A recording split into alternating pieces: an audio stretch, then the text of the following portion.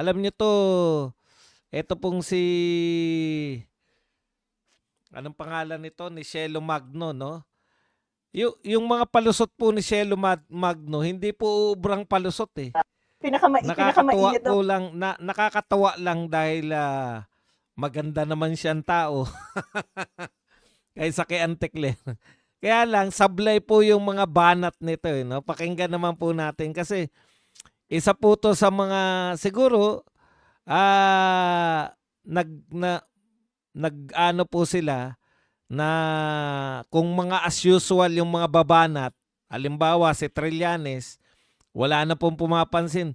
Halos araw-araw po may bagong banat si Trillanes. Inuugnay ni Trillanes yung pagkamatay ni Cabral kay Pulong at sari-sari pa. No? Kaya lang wala na pong pumapansin kay Trillanes. Bakit naman natin tayo papapansin? Mga bagong mukha po, si Jesus Palsis, na very active. Araw-araw may bagong banat.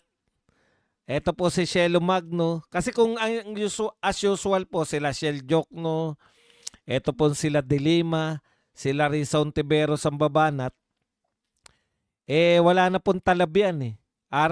Hindi na po, tsaka si Anticlair, wala na pong talab sa atin yan. Ito po, at mapapansin nyo po sa mga katwiran nila, ang basic sa kanila mang asar, hindi naman po yung, wala naman po talaga sa kanila na yung gustong lutasin. Yung kung ano man ang problema ng Pilipinas, no? Ang gusto lang nila, mang-asar ng mga pro-Duterte. Pakinggan po natin muna to si Cielo Magno. Makinig lang po tayo at maya-maya babanatan natin itong mga sinasabi niya. discussion sa social media ko. Kasi like for example, we just filed a plunder case against VP Sara Duterte sa ombudsman. And then sasabihin nila, pro-BBM daw ako. So nakakatawa na. Because I've been very critical of... Okay. Ang pinupunto ni Cielo Magno, ulitin ko lang, nung nag-file daw po sila ng plunder case against VP Sara, ang binabanat sa kanila, pro-BBM sila. Alam mo, Cielo Magno, at sinabi pa na sinasabi raw ng mga Duterte supporters, sinasabi daw natin na dahil opisyal siya ni BBM, kaya pro-BBM siya, kaya binabanatan niya o sinampahan niya na reklamo si VP Sara. Okay. Alam mo, Cielo Magno, wala naman nagsasabi na pro-BBM kayo. Ang sinasabi namin, dilawan, kasama ka sa mga dilawan o pink forces. 'Di ba? Hindi naman kami nagsasabi na ikaw ay loyalista. No? Kasama ka sa mga dilawan at kakamping, Cielo Magno. Ngayon, ang bintang namin sa inyo, kain suka kayo. Precisely yung sinasabi mo ngayon na inaatake mo si Marcos, yun na nga yun eh. Hindi kami naniniwala na instantly naging loyalista ka. Naniniwala kami, Cielo Magno, na lahat ng dilawan at kakamping nyo na si Marcos. Hindi dahil kayo ay naniniwala kay Marcos, kakampi nyo si Marcos dahil ayaw nyong maging presidente, ayaw nyong pumalit kay Marcos si VP Sara. Mas takot kayong maging presidente si VP Sara kaysa mas gugustuhin nyo pa pala na manatiling presidente si Marcos kaysa maging presidente si VP Sara. Yan yung sinasabi namin sa mga dilawan kakamping. Never namin na sinabi na kayo ay naging pro-BBM. Ang tingin nga namin, ginagamit nyo lang si BBM para makaatake kayo sa mga Duterte. Yun.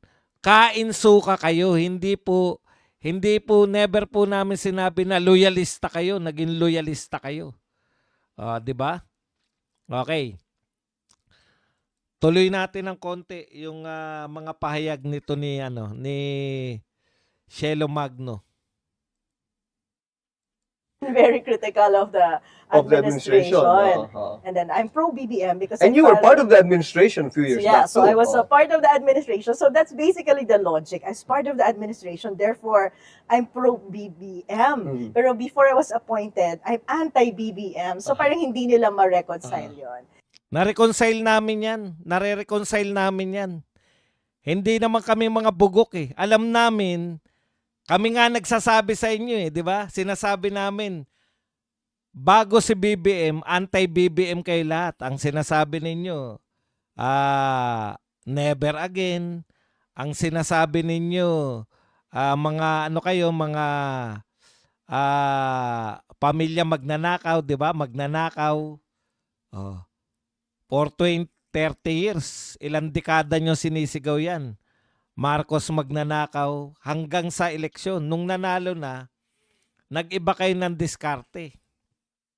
Nung una, anti-Marcos pa kayo, pero kalaunan, kumampi na kayo si Marcos. Kaya nga tawag namin sa inyo, kain suka. Hindi dahil hindi namin ma-reconcile. Alam namin yung ginawa ninyo. No? Alam namin kung bakit kayo naging kumampi kay Marcos dahil ayaw ninyo kay Duterte. Yun lang yun. And then the next question is, bakit daw si Sara lang kinakasuhan ko? Sabi ko, bakit ako lang? Yan, magandang tanong, di ba? Bakit si Sara lang ang kinasuhan mo? Tama yun eh. Anti-corruption kayo. Bakit si Sara ang kinasuhan nyo? Hindi, wala kayong kinasuhan sa mga bataan ni Marcos. Lahat, si Marcos mismo nagsasabi, laganap yung nakawan. Kitang-kita po natin yan, na laganap yung nakawan. Ito po, hindi lang po kay Shelo Magno to. Lahat po ng Dilawan at Kakamping. Hindi, kaya lang maganda pong banatan si Shelo Magno. Bakit po hindi magandang banatan yung iba na Kakamping at Dilawan? Kaya po magandang banatan si Shelo Magno kasi maganda. Maganda siya. Yung iba mga swangit eh. Ang pangit. Hindi, tsaka fresh siya eh, di ba? Siya yung binibuild nila na bagong attack dog. Yung attack dog na idadaan ka sa medyo pakyut. Hindi yung attack dog na mga talagang saliwaan. Yung mga tabingi, yung mga sablay, yung mga pagmumuka, yung mga hindi mo na pagnanasahan. Samantala si Shelo Magno, medyo, kumbaga, may dagta pa. Hindi po asim eh. Pucha, hirap yan. Pag asim yung inaano, talagang ang aasim nila eh, di ba? O may asim talaga sila lahat dahil parang mga dato puti yung mga pagmumuka eh. Pero si Shelo Magno kahit papano may dagta pa.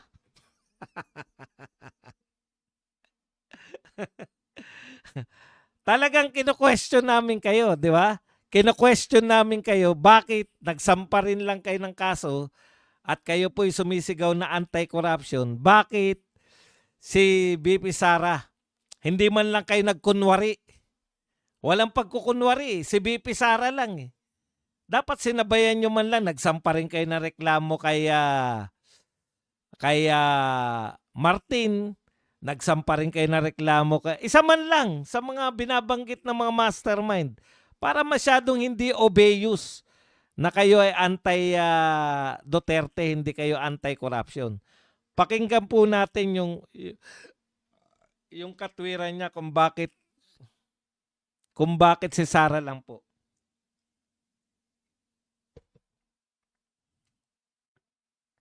Bakit daw si Sara lang kinakasuhan ko? Sabi ko, bakit ako lang ba pwedeng mag-file ng kaso sa buong Pilipinas? Di ba? Wouldn't it be more fun if file ng kaso? Di ba? Wala talaga silang balak sampahan yung iba. Kinakatwiranan niya lang. Bakit ako lang ba mayroong kakayahang magkaso? Bakit hindi rin daw tayo magkaso? Alam mo, Shelo Magno, mga practical na tao kami. Di ba? Alam namin na may kinalaman si BBM, si Martin Romualdez sa mga naririnig namin. Pero wala kaming ebidensya eh. Bakit kami magkakaso kung wala kaming ebidensya? Hindi ba? At saka, Wala kaming pakialam. Diskarte nyo yan magkaso eh.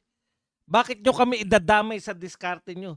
Alam namin na wala namang pupuntahan yung pagkakaso na yan. I-expose na lang namin sila. Bakit namin sila kakasuhan? Hindi naman kami katulad nyo eh. Yung paraan ninyo ng ang ginagawa nyo, propaganda. Lahat tayo nagpo-propaganda, walang malinis. Nagpo-propaganda kami. Nagpo-propaganda kayo. Ang problema ninyo, yung propaganda nyo hindi nakabatay sa katotohanan. Samantalang ang propaganda namin, pare-pareho tayong nagpo-propaganda. Pare-pareho tayong may gustong manalo sa 2028. Ang propaganda nyo nakabatay sa kasinungalingan, sa amin sa katotohanan. Biruin nyo, yung paraan mo ng propaganda, pagkakaso kay BP Sara, bakit kami tutulad sa inyo? Naglagay kayo ng napakaraming papel. Alam naman natin na wala lahat yun. Hindi totoong ebidensya yun. Dahil ikaw na rin nagsabi. Shelo Magno, ikaw na rin na nagsabi na kinakailangan buksan ni BP Sara yung kanyang bank account para mapatunayan nyo yung sinampan yung kaso. Ibig sabihin, wala kayong ebidensya.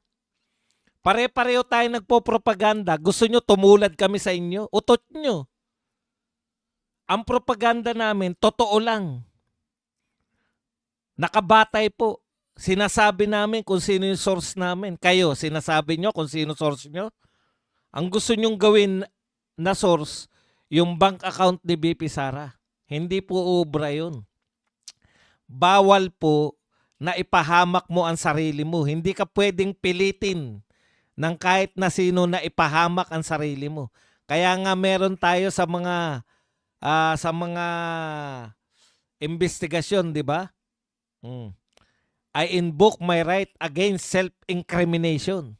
Alam niyo po, iginagalang yan, Nino, nung matatalinong abogada. Sino po nagagalang yan? Si Miriam Defensor Santiago. Sino po ang mga hindi gumagalang yan? Yung mga banban na mga congressman. Na hindi ko gusto yung sinabi mo, iko-contempt kita. Yung mga ganun, wala po sa batas yun. Ang nasa batas po, alam po ng mga tao na hindi mo pwedeng i-incriminate ang sarili mo. Kaya yung sinasabi mo na marami naman pwedeng magkaso sa mga tauhan ni BBM, sablay yun. No? Ako, nagsasabi ko ng kung anong katotohanan. Binabanatan namin si Martin, binabanatan namin si Saldico, binabanatan namin si BBM, kasi meron kaming sapat na batayan. Binanata namin si Martin at si Saldico nung wala pang naniniwala kay BP Sara. Ano sabi ni BP Sara? Ang may control ng budget ng Pilipinas, si Martin Romualdez at si Saldico. Naniniwala kami kay BP Sara. Ngayon, napatunayan natin. Napatunayan ng Pilipinas na tama si BP Sara.